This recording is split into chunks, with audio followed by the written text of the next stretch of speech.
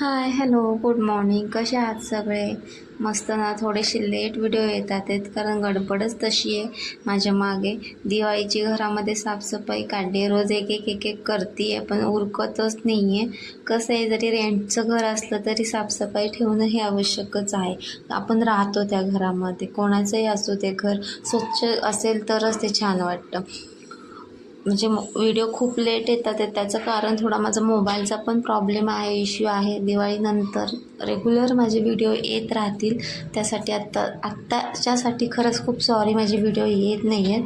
मला खूप काढायचं इच्छा होते प्रत्येक हे, पण होतच नाही. आणि त्यानंतरच्या वाघाला ह्या झोपून घेतलं.